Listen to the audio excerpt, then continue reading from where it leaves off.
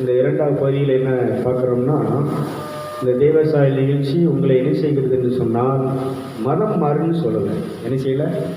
நீ மதம் மாறு, அந்த போதகர் நல்ல போதகர், அந்த பெந்தைகால் சபை நல்ல சபை, அந்த சபை இதுக்கு நான் சொல்ல வரல. இந்த வெளிப்படையான மதங்கள் எல்லாமே நமக்கு நிறைவை என்ன செய்யாது? தராது. நிம்மதியை என்ன செய்யாது? கடைசியில் நம்ம கூட என்ன செய்யாதுன்னா வராது. எந்த மதமாவது உன்னை பரலோகத்துக்கு கூட்டிகிட்டு போமா? எந்த மத போதகராரு வா நான் உன்னை கூட்டிகிட்டு போய் அங்கே சேர்த்துட்டு வந்து விட்டுட்டு வந்துடுன்னு விட முடியுமா? இங்கே நான் உங்களை கூட்டிகிட்டு வர முடியும். இங்கே வாங்க, எங்கள் சர்ச்சு இங்கே தான் இருக்குது, சவுக்கில் வழக்கில் இருக்குது, இந்த பஸ்ஸில் வந்து இங்கே இறங்குங்க, கோயில்பேட்டிலேருந்து வரவங்க இதில் இறங்குனா இங்கே வந்துடலாம். இல்லைன்னா நான் ஒரு வேனை அனுப்பி உங்களை ஏற்றி கொண்டாந்து இங்கே கொண்டாந்து உங்களை சேர்த்துடலாம்.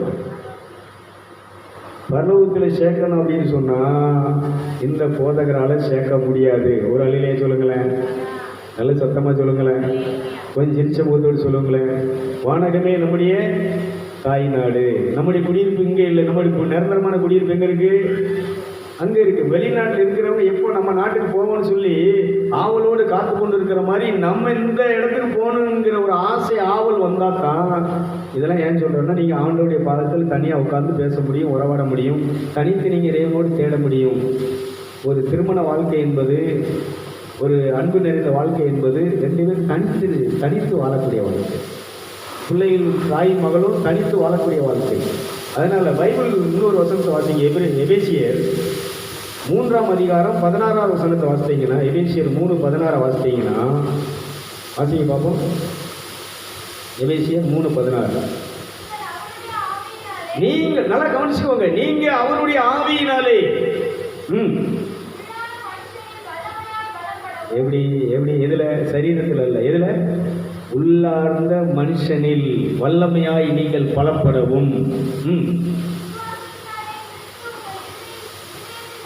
விசுவாசத்தினாலே கிறிஸ்து உங்கள் இருதயத்திலே வாசமாய் இருக்கவும்,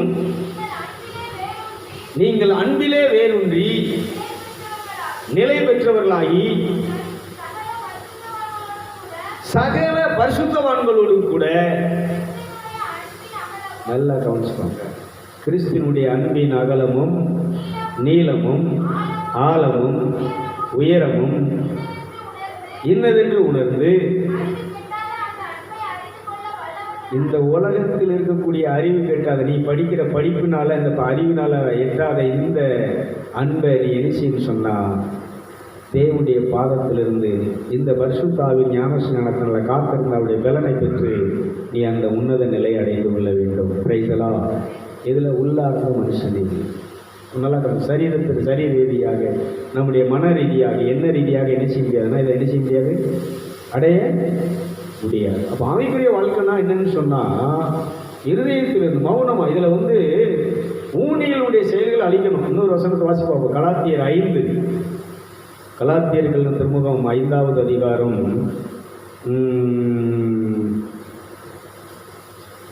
15 இருந்தா வாசிக்க பார்ப்போம். 17 வாசிப்போம். 16, 17, 18 வாசி. இன்னும் நான் சொல்லுகிறது என்னவென்றால், எப்படி? ஆவிக்கு ஏற்றபடி நடந்து கொள்ளுங்கள். அப்பொழுது மாமிசத்தினுடைய இச்சையை நீங்கள் நிறைவேற்றாதிருப்பீர்கள். மாமிசம் ஆவிக்கு விரோதமாகவும்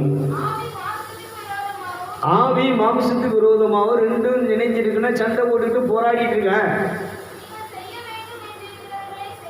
நீங்க நல்லது செய்யணும் அப்படின்னு நினைச்சிட்டு இருக்கக்கூடியதை செய்யாதபடிக்கு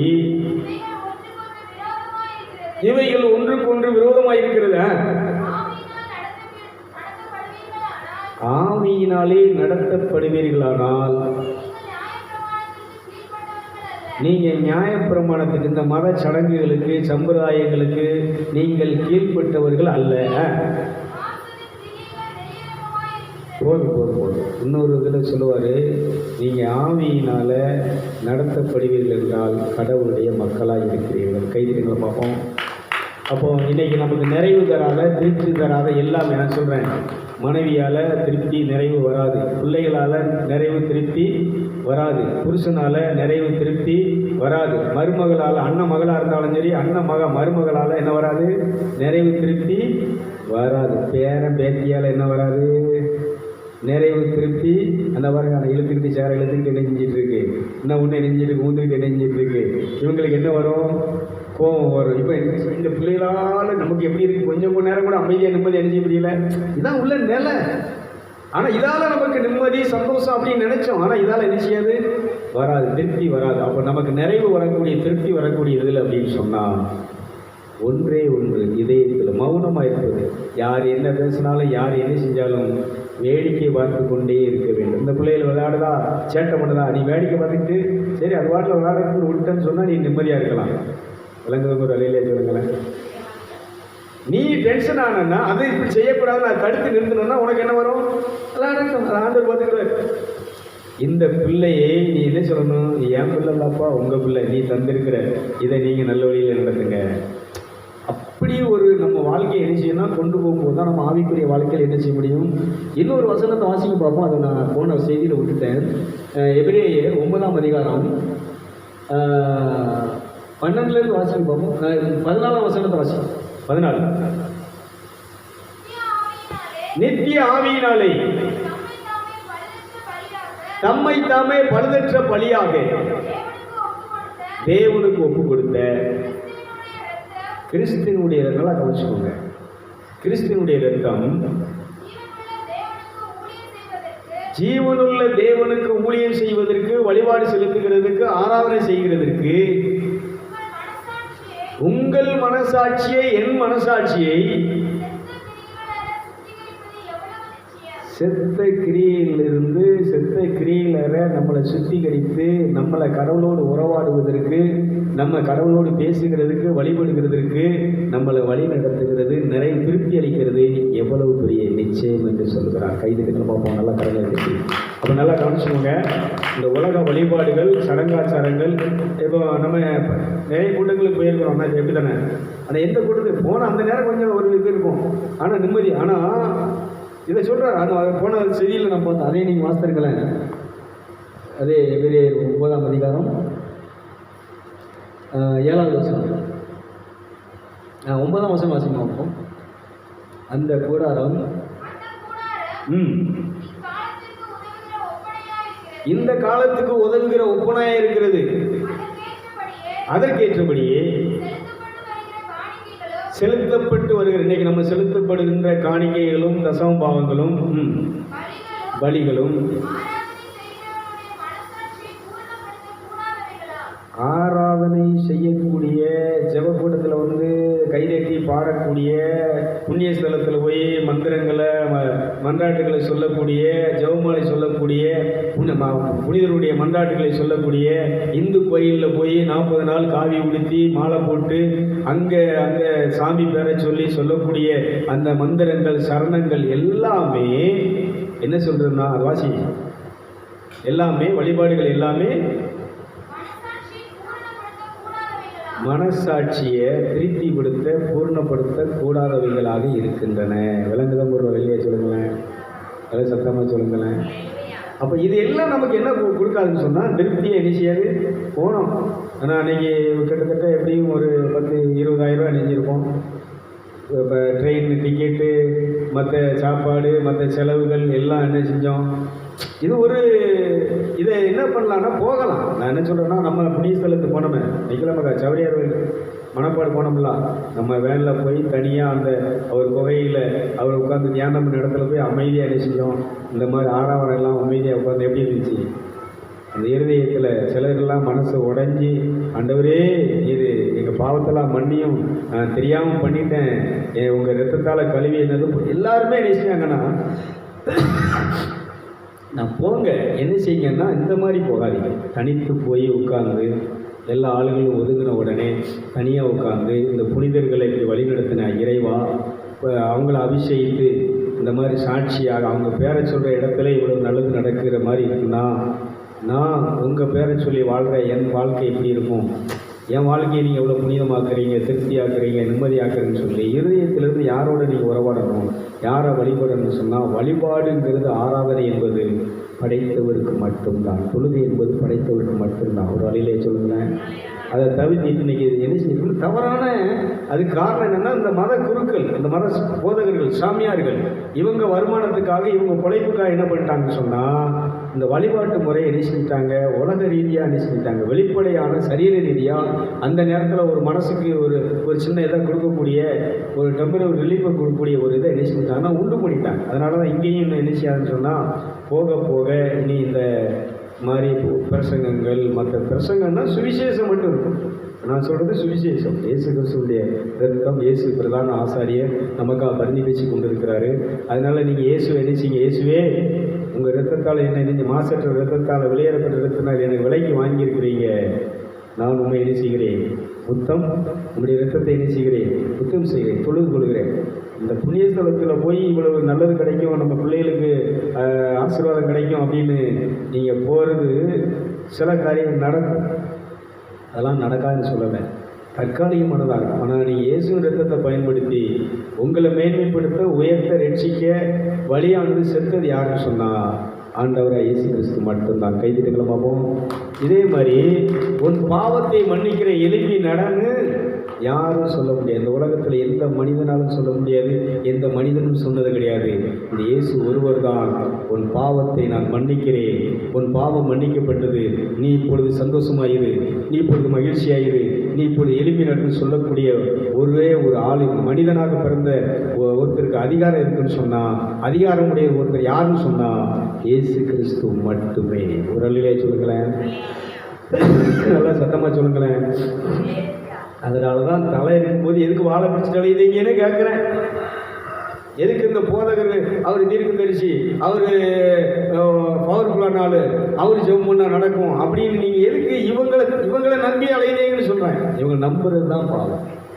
யாரை நம்பணும்?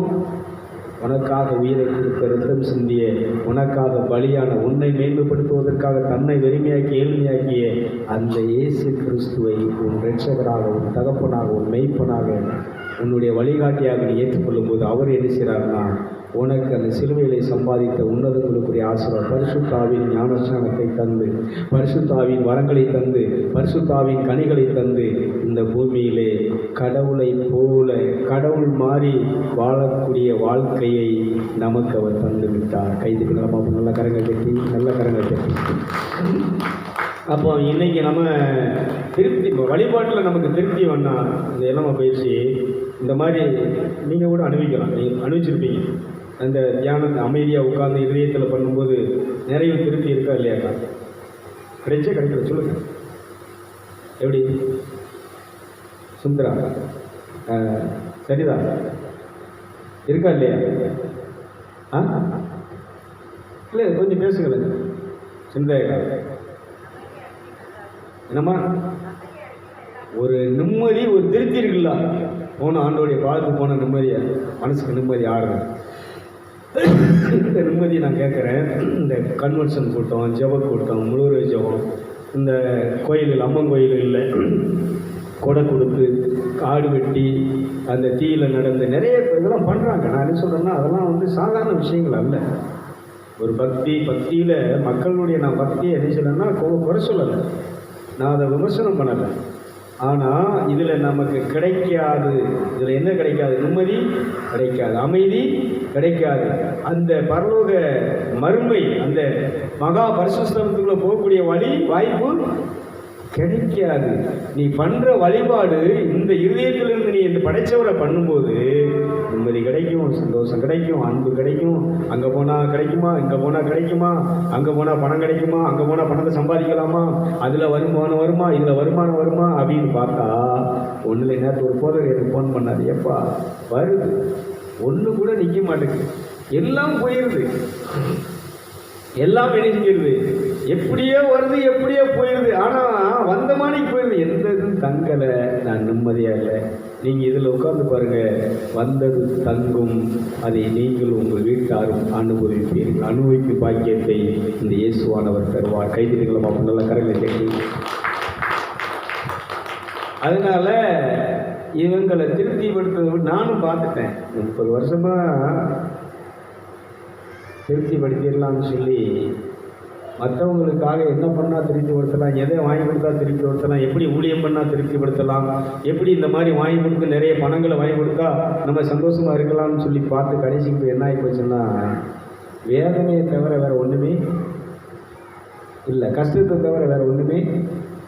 குடும்பத்தில் உள்ளவங்களாக இருந்தாலும் சரி, மக்களாக இருந்தாலும் சரி, எல்லாம் யாராலையும் என்ன இல்லைன்னா ஒன்றே ஒன்று, இந்த கடவுளின் இயேசு பாதம் எனக்கு எந்த நாளும் ஆனந்தம், எப்பொழுதும் ஆனந்தம். அவர் பாதத்தில் உட்கார்ற நேரம் மட்டும் அல்ல, 24 மணி நேரமும் நீ ஆனந்தத்தோடு, நிம்மதியோடு, சந்தோஷத்தோடு, மகிழ்ச்சியோடு என்ன செஞ்சுருக்குன்னா வாழ்ந்து கொண்டே இருக்கலாம். Praise the Lord.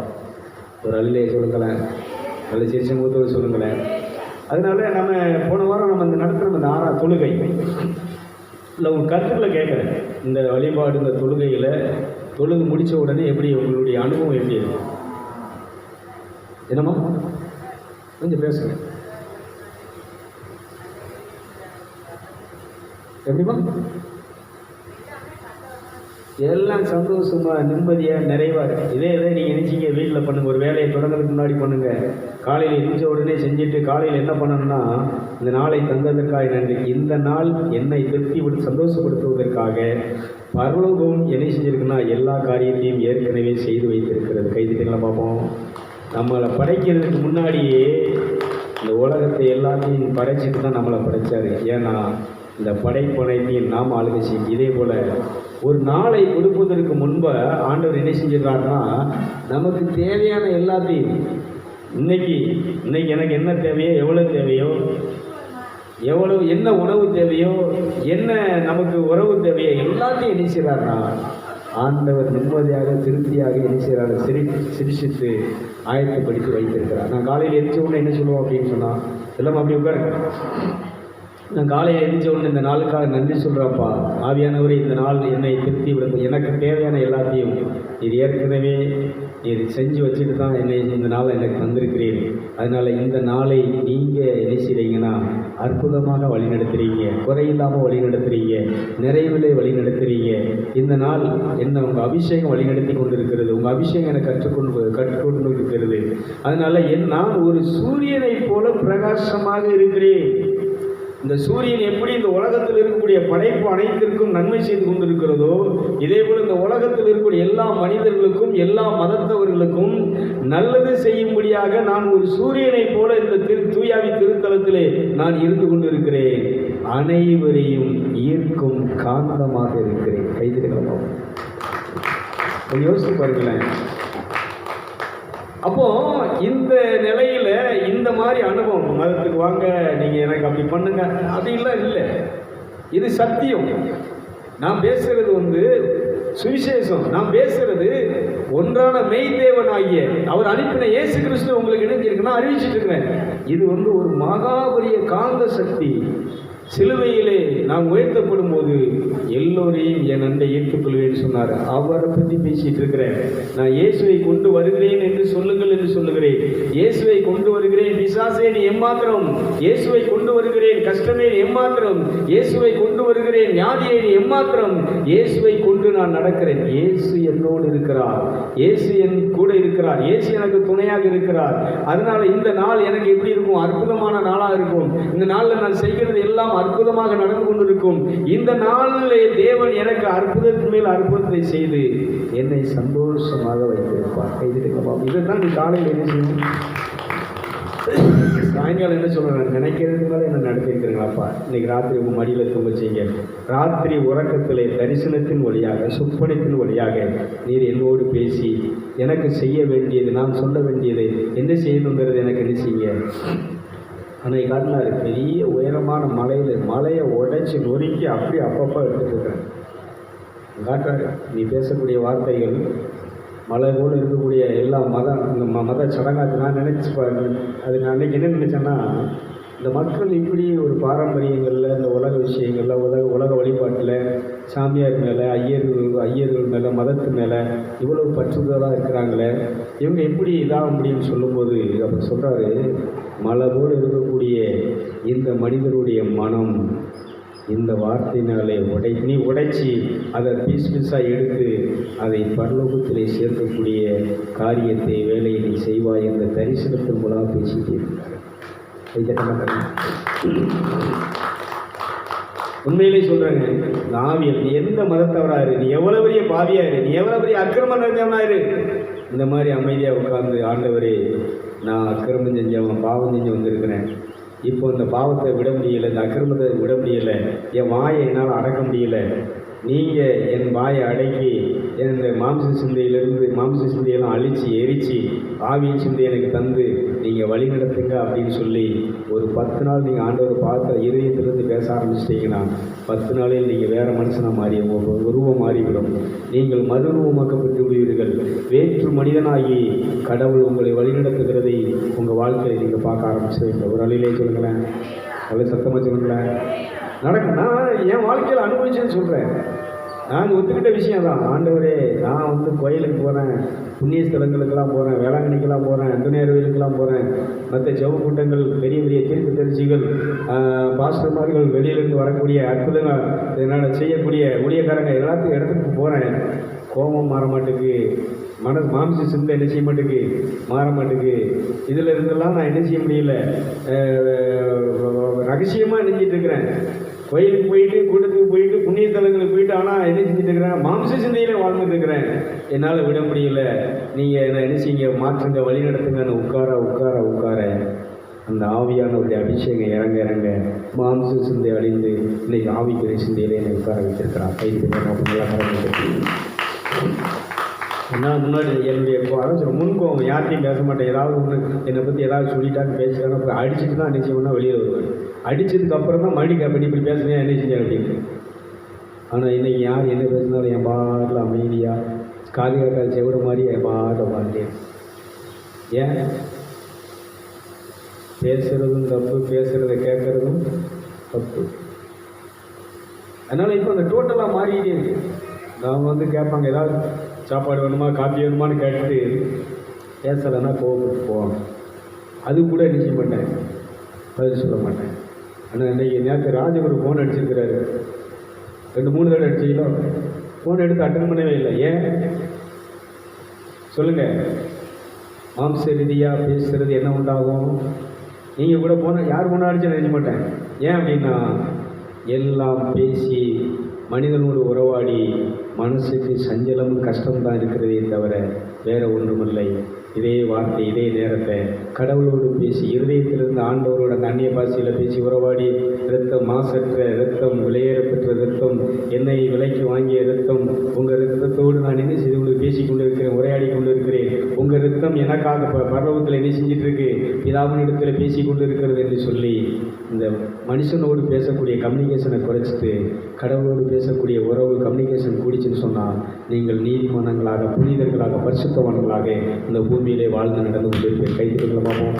ஏன் இதை சொல்கிறேன்னா, எல்லாரும் இன்னைக்கு ஃபோனில் எங்கே பாரு போன காற்றுல வச்சுக்கிட்டு இருக்கா, இல்லைன்னா மெசேஜ் தள்ளிட்டே இருக்கு. சின்ன பிள்ளைகளை பாருங்க, எல்லாம் என்ன செஞ்சுட்டு இருக்கு, ஃபோனை பார்க்காதவங்க, ஃபோனை யூஸ் பண்ணாமல் யாராக இருக்காங்களா, பஸ்ஸில் பாருங்களா, அவ்வளவும் என்ன செஞ்சுன்னா உட்கார்ந்த உடனே அதுவாட்ட ஒன்று அது பண்ணி அதுவா தள்ளிட்டு பண்ணிட்டு அது வாட்ட நிற்கிது. சாப்பாடே சாப்பிடும்போதும் ஃபோனில் உட்காந்து அப்படின்னா வச்சு இந்த பொடிசெல்லாம் அப்படித்தான். பொம்பளையில் அப்படியா இல்லையா? அதனால் இந்த பிள்ளைகள் இந்த மாதிரி என்ன செய்யக்கூடாது, இந்த கம்யூனிகேஷன் பூரா கட் பண்ணணும். நம்மளும் கட் பண்ணணும். மனிதனோடு உள்ள இது இன்னொன்று, இந்த டிவி, ஃபோனு, மற்ற மெசேஜ் எல்லாத்தையுமே கட் பண்ணணும். இப்போது நான் சில நேரம் என்ன செய்வேன்னா, சில முக்கியமான இந்த பெண்டிகின், அப்புறம் குல்மான், கேதரின், இவங்க இதெல்லாம் அந்த நியூஸ் எல்லாம் என்ன செய்வேன்னா சில நேரம் யூடியூப்பில் இது பண்ணுவேன். பண்ணும்போது இப்போ ஆவியார் என்ன சொல்லுவார்னா, நான் உனக்குள்ளே தேக்கா பேசுகிறது உனக்கு பெருசா, இல்லை அவங்க இந்த பைபிள் வசனத்தை எழுதப்பட்டவங்களை பேசுகிறது உனக்கு பெருசா அப்படிம்பார். டக்குன்னு உடனே என்ன செய்யணும், அதை கட் பண்ணி ஆஃப் பண்ணி வச்சுட்டு நீங்கள் பேசணும்னு உட்காந்து. நான் என்ன சொல்கிறேன்னா, அவங்க பைபிளில் பேசுகிறாங்க, செய்தி தான் கொடுக்குறாங்க. ஆனால் அது உன் மனசுக்கு, உன் உடலுக்கு, மைண்டுக்கு என்ன செய்யணும், ஒரு ரிலாக்ஸை கொடுக்கும். உன் ஆவிக்கு ரிலாக்ஸ், ஒரு விடுதலை கொடுக்கணும்னா, உன் ஆவியில் ஒரு பெரிய அனலை, ஒரு இதை பற்றி எரிய வைக்கணும். என்னுடைய அனல் பற்றி எரியணும்னா, உன் வரங்கள் பற்றி எரியணும்னா, அந்த அன்பு பற்றி எரியணும்னு சொன்னால் நான் உன் இதயத்திலே பேசக்கூடிய வார்த்தைகள் உனக்குள்ளே உதிக்க வேண்டும். கைதிகளை பார்ப்போம். இதுக்கு ஒரு உதாரணத்தை சொல்லி நான் என்ன செய்கிறேன்னா அந்த நிகழ்ச்சி நிறைவு செய்கிறேன். தூத்தூரில் ஏற்கனவே சொல்லியிருக்கேன், திரும்ப சொல்கிறேன். அந்த கத்தனாவில் அவங்க மேலே கை வச்சு ஜெபம் பண்ணும்போது மார்க் 16-17 படி இந்த வார்த்தையின்படி சமாதானத்தில் ஊற்றாயர்கள் சாத்தானை என்ன செய்வார், எங்கள் காலில் இந்த வசனங்களை பூரான் யாக்கோவில் சொல்லப்படி பிசாசு வேர்த்து நிலங்களை ஓடிப்போம். அந்த வசனம் பூரா சொல்லிட்டேன். இந்த வார்த்தையின்படி சாத்தானே, நீ இப்பொழுது உன்னை முறியடிக்கிறேன், உன்னை தோற்கடிக்கிறேன், நீ இப்பொழுது இந்த சரீரத்தை விட்டு வெளியில் போ அப்படின்லாம் சொல்லி இதெல்லாம் வார்த்தைகள். லூக்கா 10:19 படி சமாதானத்தின் ஊற்றாய்கள் சாத்தானை கால்களை எரிச்சுவார், மிதித்து போடுவார் அப்படின்னு சொல்லி இப்படியெல்லாம் மிதித்து இதெல்லாம் அந்த வார்த்தைகள்லாம் சொல்லி பயன்படுத்திட்டேன். கொஞ்சம் கூட குறையல. அப்புறம் கண்ண மூடி ப்ளீஸ் பரிசுத்தாவியினர் ஹெல்ப் பண்ணுங்க, எனக்கு என்னச்சு தெரியல, இது ரொம்ப அட்டகாசம் பண்ணிகிட்டு இருக்கு, இது பேசுகிற பேச்சை பார்த்தா எனக்கே என்ன ஒரு டவுட் வருது, இது துரத்த முடியுமா முடியாதாங்கிற ஒரு பயம் எனக்குள்ளே வந்துடுச்சு. வந்த உடனே எனக்கு பயமாக இருக்குது, நான் பயப்படக்கூடாது. ஆனால் என்ன செய்யுது, ஆனால் வார்த்தையில் கூட சொல்ல எனக்கு சோர்வு. ஏன்னா அவ்வளோ தூரம் மெட்ராஸ்லேருந்து அலைஞ்சு களைப்பு அங்கே போய் இறங்கியிருக்கேன். எங்கடா படுப்புங்கிற நேரத்தில் இவங்க ஒரு கவுன்சிலிங் ஒரு ப்ரேயர் பண்ணி விட்டுருவோம் அப்படின்னு சொல்லிட்டு, அதனால தான் இப்போ ஆளுகளுக்கு ஜெபம் பண்ணுறதே மேக்சிமம் நெஞ்சிட்டேன்னா குறைச்சிட்டேன். ஏன், அங்கே இருக்கக்கூடிய அந்த ஆவிகள் நம்மளை தாக்கும்போது நம்ம சரியாக ஆவிகளை நிறைஞ்சில்லை அப்படின்னு சொன்னால் நம்ம தோற்கடிக்கப்பட்டோம். அப்போது நான் என்ன பண்ணுறேன் அப்படின்னு சொன்னால், போராடி இது பண்ணி பார்த்து நடக்கலை. கடைசியாக ப்ளீஸ் எனக்கு ஹெல்ப் பண்ணுங்கும்போது உள்ள ஆவியானவர் சொன்னார், இவளுடைய பாவத்திற்காக இயேசு ரத்தம் சிந்திருக்கிறார், அந்த ரத்தத்தை கொண்டு வருகிற அந்த ரத்தத்தை தெளிக்கிறே பிசாசை வெளியில் வான்னு சொல்லுன உடனே அப்போ தான் எனக்குள்ள ஒரு பலனே வந்துச்சு. அந்த வார்த்தையை சொன்ன உடனே அந்த ஆவி வெளியிலே வந்தது. அது வாந்தி எடுத்து என்ன செஞ்சு சொன்னால் குப்புராணிகளை விழுந்து கிடந்தது. கை தட்ட மாட்டாங்க, நல்லா கரங்களை இருந்துச்சு. இது தூத்தூரில் இருக்கக்கூடிய நம்ம ஊழியக்காரி அத்தனை பேருக்கும் தெரியும். அந்த மேரி, இன்ஜினா மேரி, அந்த ஒரு 7-8 பேர் காவி ஊற்றினவங்க, அவங்கெல்லாம் பயந்து போய் நிற்கிறாங்க. ஏன்னா இவங்களை நிறைய இடத்துக்கு கொண்டு போய் நிறைய இடத்துல இந்த மாதிரி பேய் ஆடி நிறைய இடத்துல ஓடாமல் இந்த மாதிரி வந்த கேஸு இது எனக்கு தெரியாது. இப்போ நான் கை வச்ச உடனே கை வச்சு ஒரு அது நெஞ்செல்லாம் அப்படியே பாரமாக இருக்குது, அம்மிக்கல்ல தூக்கி வச்ச மாதிரி இருக்கிற உடனே என்ன பகை வெறுப்பு கோபங்களை வச்சுக்கிட்டு என்ன நெஞ்சில் வேறு என்ன இருக்கும் அப்படின்னு சொல்லத்தான் இருக்கிறேன். அது கத்த ஆரம்பிச்சிச்சு. எங்கிட்டுக்குடி வேற நானும் மல்லு கட்டி ஒரு மணி நேரம் போராடி ஒன்றும் நடக்கலை. ஆனால் ஆவியிலே இந்த வார்த்தை வந்தபொழுது இந்த வார்த்தையை சொன்ன உடனே அந்த ஆவி அடங்கியது, ஒடுங்கியது, அந்த சரீரத்தை விட்டு வெளியேறியது. பிரைஸ்லாம் நல்ல சத்தமாக சொல்லுங்களேன். அதனால் இதுவும் அன்னைக்கு அவங்களுக்கு ஆவியானவர் கொடுத்த வார்த்தை தான், ஆவியினால் அவங்க இது பண்ண வார்த்தை தான். ஆனால் இந்த வார்த்தையை அந்த ஆவியானவர் உனக்கு உன் இருதயத்திலே தர வேண்டும். பிரைஸ்லாம். அப்போ நீ இருதயத்தில் நீங்கள் பேசி அவரோடு உறவாடி அவர்கிட்ட பழகி இருந்தீங்கன்னா எந்த நேரத்துலையும் அந்த இடத்துல ஒரு பிரச்சனை உள்ள இடத்துல நீங்கள் நான் என்ன செய்யணும்பா, இதை நான் என்ன பேசவா வேண்டாமா, இவங்களோட பேசணுமா வேண்டாமா, இவங்களோட பழகணுமா வேண்டாமா, இந்த இடத்துல இந்த மாதிரி நான் செய்யணுமா செய்ய வேண்டாமா, இப்படி கேட்கும்போது ஆவியானவர் சூப்பராக வழி நடத்துவார். பிரைஸ்லாம். ராணி சொன்னாப்புல அப்பா மாதிரி இந்த மாதிரி பேசினார், எனக்கு பேசுனதை நான் என்ன செஞ்சேன், அது என்ன அர்த்தம்னு கேட்கும்போது, இப்போ எங்கள் அப்பா வர முடியாது, பேச முடியாது, எங்கள் அப்பா ரூபத்தில் பேசுன யாருன்னு சொன்னாங்க, ஜீசஸ் தான் பேசியிருக்கிறார். ஒரு வழியில் இருக்கிறீங்களா? அப்போ என்ன செய்யணும், அவர் சொன்ன உடனே அப்படி நம்ம என்ன செய்யணும், கீழ்படிச்சு அதன்படி என்ன செய்யணும், வாழணும். அவ்வளோதான், வேற ஒன்றும் கிடையாது. அதனால என்ன பிரச்சனையெல்லாம் வரும், போராட்டங்கள் வரும், சஞ்சலங்கள் வரும், கஷ்டங்கள் வரும்.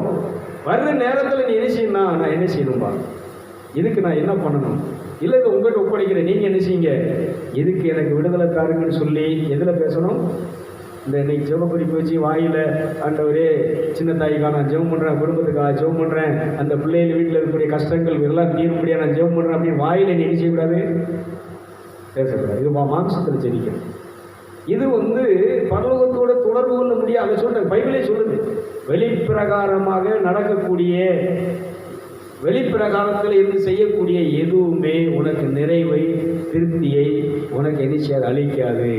உள்ளறையிலே இருதயமாகிய அந்த மகா பரிசுத்தலத்திலிருந்து நீ அந்த படைச்ச இறைவனோடு அந்த மகா பரிசுத்தத்தில் வாசம் பண்ணுகிற அந்த படைத்த தகப்பனோடு பரம பிதாவோடு பரிசுத்த ஆவியோடு நீ பேசும்போது உடனே அந்த மகா பரிசுத்தலத்திலிருந்து அந்த பரலோகத்தை உன்னை படைத்தவர், உன்னை ரட்சித்தவர், உன்னை அபிஷேகித்தவர் நினைக்கிறார்னா பேசி உனக்கு விடுதலையை சுகத்தை கொடுக்குறார். ஒரு அலையிலே சொல்லுங்களேன், இல்லை சத்தமாக சொல்லுங்களேன், கொஞ்சம் சிறுமுதல் சொல்லுங்களேன்.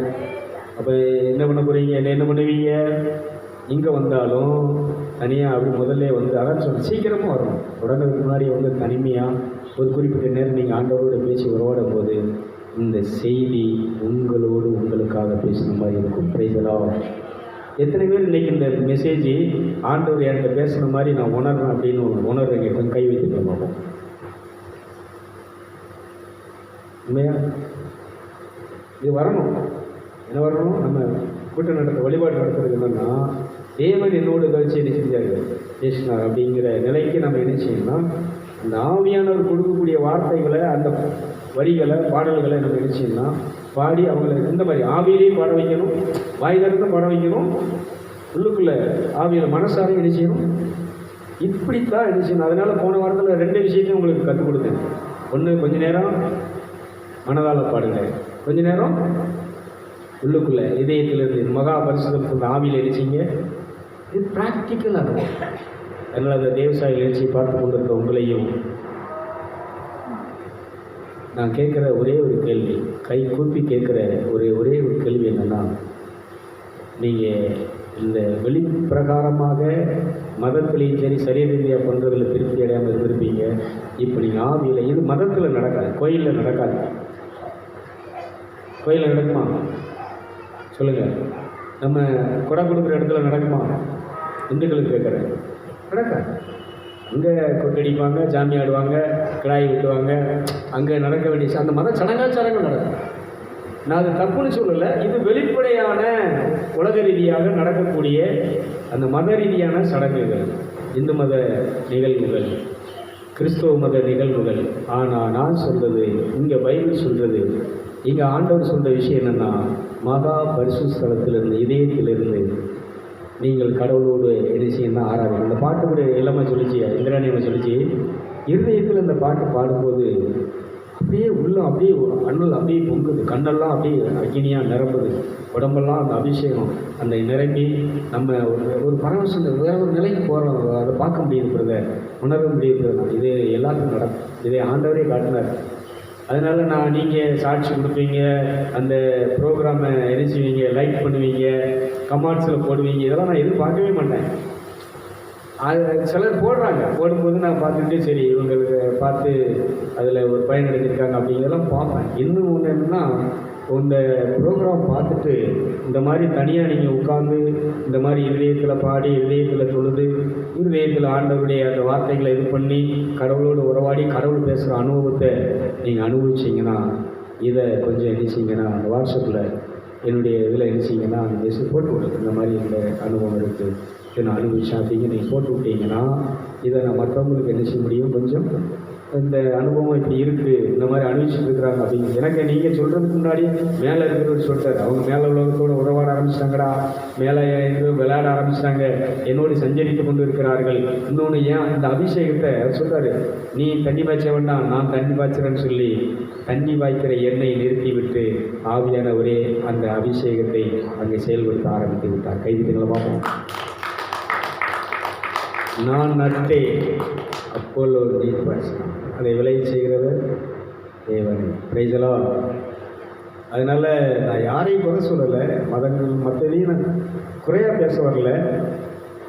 இதில் உள்ள நன்மை என்ன, இதில் உள்ள நன்மை என்ன, இதில் உள்ள குறை என்ன, இதில் உள்ள நிறைவு என்ன, இதை தான் பேசியிருக்கேன். அதனால் நீங்கள் மனம் திரும்பி, அதான் சொல்கிறேன், இந்த மிஷினு விழுந்து நமக்கு தரலன்னா அந்த மிஷினை என்ன செய்ய மாட்டோம், பயன்படுத்த மட்டும் தூக்கி போட்டோம். அதனால் இந்த விஷயங்களை தூக்கி தூர போட்டு இதை ஓரம் கட்டிட்டு, இதுக்கு பாஸ்டர் தேவையில்லை. நீங்கள் இருதயத்தில் உட்காந்து நீங்கள் பேச ஆரம்பிங்க, அவர் வேலை செய்ய ஆரம்பிச்சுடுவார். நீ எவ்வளோ பெரிய பாவியா, நீ குடிகாரனே இறப்பா. நான் சொல்கிறேன்லாம், கஞ்சா அடிச்சுட்டு குடிச்சிட்டு சிகரெட் அடிச்சுட்டு இருக்கும்போது தான் இப்படி உட்காந்து என்ன செஞ்சேன்னா, ஆண்டவரே இதெல்லாம் என்னால் விட முடியல, இதை விடக்கூடிய சக்தி எனக்கு இல்லை, எனக்கு சக்தியை தரும், என்ன வழி நடத்தும். நான் விட்டு பரலோகத்துக்கு வரமாட்டேன், உன்கிட்ட வரமாட்டேன், உன்கிட்ட வர முடியாது. ஏன்னா பிசாசுக்கு பாவத்திற்கு, இந்த உலகத்துக்கு நான் அடிமைப்பட்டு கட்டப்பட்டு கிடக்கிறேன். கட்டப்பட்ட என் கட்டை அவளுக்கு நீ என்னை வழிநடத்தினால் உனக்கு பின்னால் நான் வர தயாராக இருக்கிறேன். கைத்துகளை பார்ப்போம். இதான் நான் கடவுளோடு படிக்க உட முடியும். அதனால நான் நல்லவன் கிடையாது. நான் சொன்னேன்ல, ஒருத்தன் பேசிட்டான்னா இப்படி பேசுறதெல்லாம் கேட்க மாட்டேன், அடிச்சுட்டு தான் அடிச்சிருது. இதுதான் என்னுடைய கேரக்டர். பஸ்ஸில் 4 சீட்டில் இணைஞ்சிடணும்னா பால்கண்ணை தீ போட்டு அதில் யாரும் உட்காரக்கூடாது. நான் சொல்கிற ஆள் தான், எனக்கு பிடிச்ச ஆள் தான் நினைச்சுவேன். எல்லாத்தையும் உட்கார வச்சு 4 சீட்டில் உட்கார மாட்டேன். ஓட்டுற டிரைவர் பக்கத்தில் அந்த சைடில் அந்த டோரில் தான் என்ன செய்வோம்னா நான் உட்காந்துருப்போம். அப்படி சேட்டை பண்ணேன். செல்லுக்கு இருக்க எங்கேயும் வம்பு எதுனாலும் சரி எதுக்கும் பயப்பட மாட்டேன். அடிக்கடிக்கும் பயப்பட மாட்டேன், சாவறதுக்கும் பயப்பட மாட்டேன். அன்னைக்கு அப்படிதான்.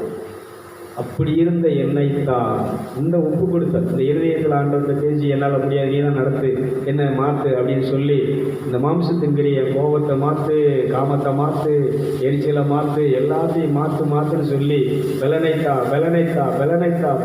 இப்போ பலனைத்தாரும் வல்லமைத்தாரும் உங்களுடைய அக்கினியை தாரும் அப்படியே கேட்டு இப்போ அக்கினி நிரம்பி இருக்கிறேன். இந்த அக்கினி என்ன செய்யணும், சூப்பராக வழி நடத்திட்டு. அதனால் இது தனித்து தான் நடக்கும். நான் கோயிலில் போய் என்ன செய்யலைன்னா இது நடக்கலை. எந்த கூட்டத்திலையும் போய் எனக்கு இந்த மாற்றம் என்ன செய்யலை வரைய சொல்லுது. எல்லா கூட்டத்துக்கும் போயிருக்கிறேன், பெரிய பெரிய கூட்டங்கள்லாம் போயிருக்கிறேன். 3 நாள் கன்வென்ஷன், யானை கூட்டம், கன்வென்ஷன் கூட்டம் எல்லாம் போய் பார்த்துருக்கிறேன். நடக்கலை. இந்த இருதயத்திலிருந்து மௌனமாக ஆண்டவரோடு பேச முடிய இயல்பான தன்மையை சொல்லி எனக்கு தான் நான் இருக்கு இந்த நிலையில் இருக்கிறேன். இப்போ சொன்னேன், இந்த மாதிரி இந்த பயிலுக்கு இணைஞ்சுவிட்டேன், மக்கள்கிட்ட வாங்கி இந்த மக்கள் நல்லா இருக்குன்னு சொல்லி பணத்தில் வாங்கி கொடுத்துவிட்டேன். ஆண்டவரே நீங்கள் தான் நினைச்சின்னு சொன்னான். அவன் நினைச்சிடும், ஒரு பதிலும் சொல்லாமல் நினைச்சிட்டு இருக்கான். நீங்கள் தான் இதற்கு வழி சொல்ல வேண்டும், நீங்கள் தான் இதை காரியத்தை இதை நினைச்சு நடத்தணும்னு சொல்லி அவர் ஆவியில் பேசும்போது இன்றைக்கி ஆண்டவர் செஞ்சிருக்கிற அந்த காரியத்தை வாங்கின எல்லாருக்கும் திருப்தியாக கொடுத்து எல்லாரையும் நல்லா வைக்கும்படி ஆண்டவர் வாசலை திறந்திருக்கிறார். கைவிட்டு நல்ல கரங்களை லேலியா. அதனால் இப்படி பேசுங்க. எவ்வளோ பெரிய விஷயமா இருந்தாலும் நடக்கும். சாருக்கு இப்போ நானும் டிஸ்கஸ் பண்ணிகிட்டு இருக்கோம். அப்போ சார் இன்னைக்கு பிரதர் இவ்வளோ தேவை இருக்குது, இதை நீங்கள் நினச்சிங்கன்னா பரல ஒரு ஆவியில் உள்ளுக்குள்ளே கொடுத்துட்டு நீங்கள் மேலே இருந்து நடக்கணும்னு சொல்லி இது பண்ணுங்கள், நடக்குங்க சார் அப்படின்னு சொல்லி இப்போ அவர் சொல்கிறாரு. உண்மையிலே பிரதர் இப்போ மிரக்கலுக்கு மேலே எனக்கு மிரக்கல் நடந்துகிட்டே இருக்கு பிரதர். ஒவ்வொரு நடக்காத காரியம் போகிறான், லேட்டான காரியங்கள் போகிறான். இன்றைக்கி நடக்கின்ற காரியம் விழுதுக்கு வந்ததுன்னு சொன்னால் இந்த ஆவியிலே இறைவனோடு நான் பேச ஆரம்பித்ததுக்கப்புறம் அந்த ஆவியானவர் எழுச்சி நடத்தி கொண்டிருக்கிறார். ஒரு வழியிலே சொல்லுங்களேன். அதனால் நானும் சொல்கிறேன், இந்த கோடிக்கணக்கான இதை மனுஷனால் கொடுக்கவும் முடியாது, மனுஷனால் இதை செய்ய முடியாது, சரி பண்ணவும் முடியாது. இந்த ஆவியிலே பேச ஆரம்பிக்கின்ற பொழுது தேவன் அதற்குரிய காரியத்தை அவர் என்ன செய்யும் ஏற்பாடு கொஞ்சம் டிலே, அவ்வளோதான். மற்றபடி எல்லாம் நடந்தது. என்ன செய்ய போகிறேன், நான் கையில் வாங்கி எல்லாரும் கஷ்டம் தீர்ந்து ஆண்டவர் என்னை இந்த கஷ்ட கடனிலிருந்து விடுதலை பெரிய கடனிலிருந்து தீர்த்த இயேசுவின் ரத்தம் ஜெயம், விலையேறப்பட்ட இயேசுவின் ரத்தம் ஜெயம் என்று சொல்லி இன்றைக்கி டெய்லி இயேசுவின் ரத்தத்தை யுத்தம் செய்து கொண்டிருக்கிறேன். மாபெரும் கடத்தில் இருந்து கடனாளையாக இருந்த என் பாவ கடத்தையும் இந்த உலக ரீதியாக கோடிக்கணக்கில் இருக்கக்கூடிய கடத்தையும் அடைத்து என்னை நல்லவன் நீதிமானாக மாற்றுகின்ற மாசற்ற வெளியேறப்பட்ட உடைய இரத்தத்தை நான் முத்தம் செய்கிறேன் என்று சொல்லி அதிகாலையிலே எழுப்பி அந்த இரத்தத்தை நான் முத்தம் செய்து கொண்டிருக்கிறேன், தொழுது கொண்டிருக்கிறேன். என்னை நீதிமானாக கடவுளுடைய மகனாக வாழ வழிநடத்தி கொண்டிருக்கின்ற பரிசுத்த ஆவியானவரை நான் உண்மை முத்தம் செய்கிறேன், உண்மை தொழுது கொள்கிறேன் சொல்லி காலையிலே பரிசுத்த ஆவியானவரை தொழுது கொண்டிருக்கிறேன். என் உள்ளார்ந்த மனுஷனிலே நான் வல்லமையாய் பலப்படவும், விசுவாசத்தினாலே இயேசுவோடு நான் டெய்லி உறவு கொள்ளவும், விசுவாசத்தை கொண்டு எல்லா காரியங்களையும் நிறைவேற்றவும், நீர் இந்த விசுவாசத்தில் என்னை ஐஸ்வர்யனாக, நீர் என்னை செல்வந்தனாக, என்னை குபேரனாக நீர் என்னை வளர்த்து கொண்டிருக்கின்ற பரலோக பிதாவே நான் உண்மை தொழுது கொள்கிறேன், யுத்தம் செய்கிறேன் என்று சொல்லி காலையிலே எழுப்பி இந்த மாதிரி வார்த்தைகளை சொல்லி நான் தொழுது யுத்தம் செய்து கொண்டிருக்கிறேன். கையை தட்டி செய்வோம், நல்ல கரங்களை தட்டி. ஒரு நாளாவது இந்த மாதிரி ஏமாந்துட்டேன், இவ்வளோ கோடி கடனில் உட்காந்துட்டு இருக்கிறேன், என் கடனை தீரும் நான் வாயிலிருந்து ஜெபம் பண்ணதே சொல்லுங்க கிடையாது. என் கடனை எல்லாம் தீர்த்து என் கடனை தீர்க்கும்படியாக சிந்தப்பட்ட அந்த விலையேறப்பட்ட இரத்தத்தை முத்தம் செய்து நான் இப்பொழுது கடனாளி அல்ல, கடன் கொடுக்கும்படியாக பலர் எனக்கு உதவி செய்யும்படி உதவியாளர்களை ஏற்படுத்தி வைத்திருக்கிறதற்காய் உம்முடைய இரத்தத்தை முத்தம் செய்தேன் சொல்லி முத்தம் செய்து கொண்டிருக்கிறேன். கைதிட்டு பார்ப்போம். அது இன்னைக்கு நடந்துகிட்டே இருக்குங்க. அது நடந்துகிட்டே இருக்கு. பலர் உதவி செய்யக்கூடிய உதவியாளர் தான் இன்றைக்கி என்ன செய்கிறாங்கன்னா என்னை சுற்றி உட்கார்ந்துட்டு இருக்கிறாங்க. அதனால் இப்படி நீங்கள் ஆண்டவரை தொழுது ஆராதித்து கடவுளுடைய ராட்சியத்திலே நீங்கள் பிள்ளைகளாக, கடவுளுடைய ஸ்நானாதிபதிகளாக, கடவுள்களைப் போல நீங்கள் வாழ்ந்து வாளாகல்ல தலையாக இருக்கும்படி, கீழாக மேலாக இருக்கும்படி ஆசீர்வதித்து நிகழ்ச்சி நிறைவு செய்கிறேன். Praise the Lord.